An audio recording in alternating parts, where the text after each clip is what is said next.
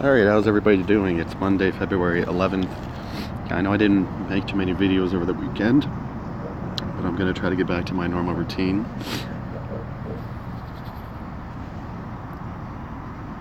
So this is a game I actually made a move, not in a video. The last move I made was not on a video, but I simply moved that rook to the first rank. And I know I mentioned in the previous video that featured this game that I would have checkmate on the next move, and there it is with rook 4 to d2 checkmate.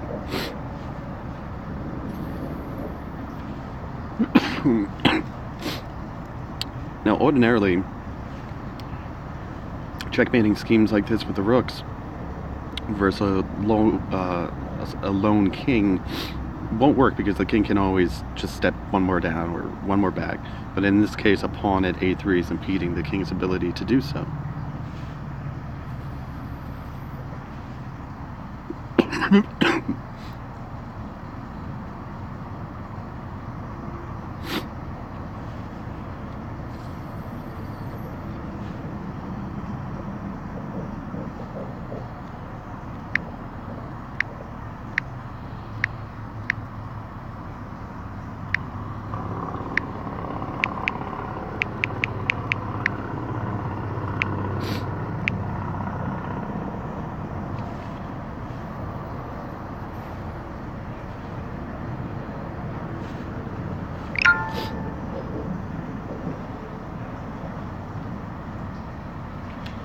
I actually just wanted to show you that one game. I'm going to head over to Chess by Post.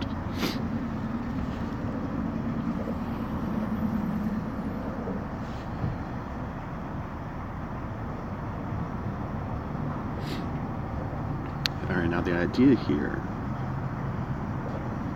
is to try to push the king back, so my king can gain a position on those backwards pawns. So now he has a backwards pawn at, what would that be? G3. The pawn at G3 is what's called a backwards pawn. If I can take that out, I can take the two pawns that it supports.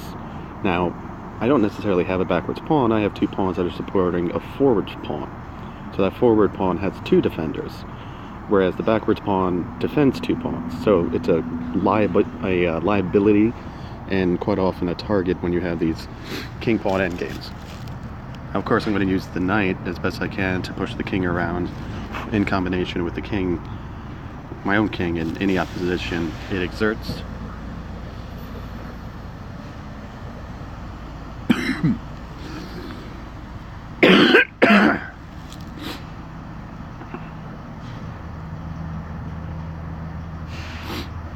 I can go about this two ways. I can interpose with this rook.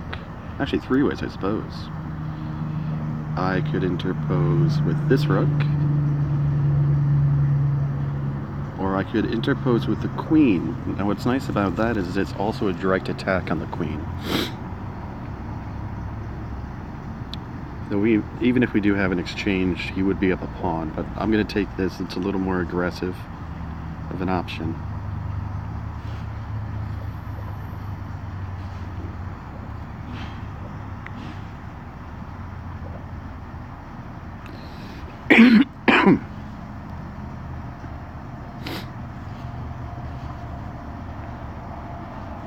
Hang on one second.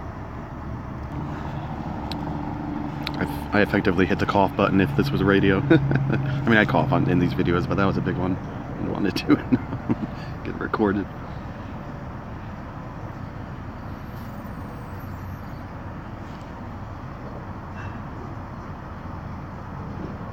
Alright, I'm going to take this rook off that open file and put it on this semi-open file.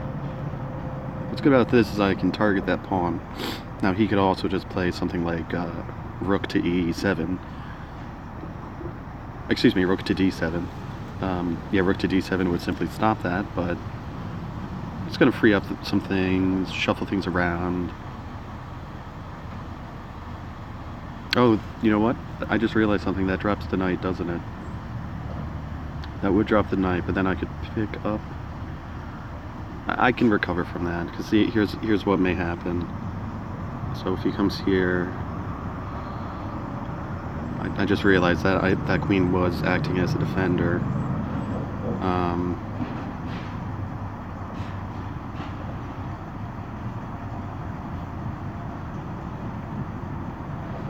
You know, then I can play something like this. If he tries to pick that piece up, he's still up.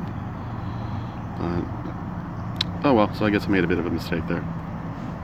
He will show me no mercy today.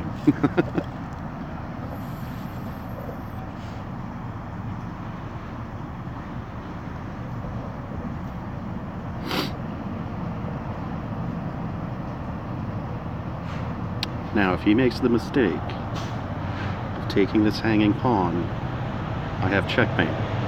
So it's a little bit of a trap I'm hoping he's going to fall for.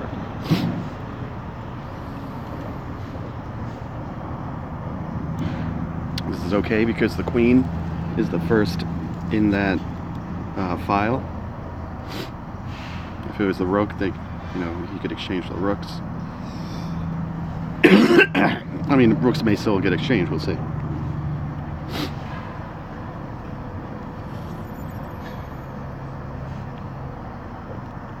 Kind of obliged to take the rook.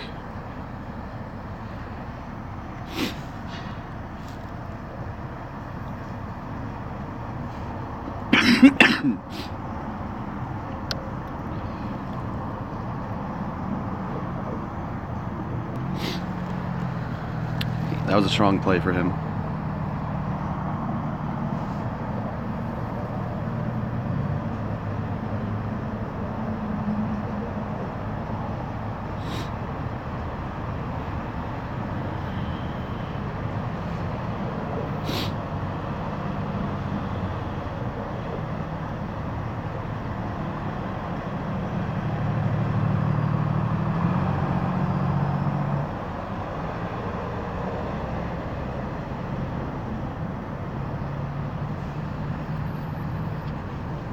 I'm going to take advantage of the fact that he castled kingside and I did not. Even though I could have spent 3 tempo to pretty much castle, the rook would come over to the e-file, the king would step back 2 squares to the corner, right under the same file as black's king. But here I'm going to try to push that pawn because I have a queen on that file that black's king is on, and that can exert a lot of pressure. So effectively I'm forcing or pushing a kingside attack after he's already castled kingside, and I've not.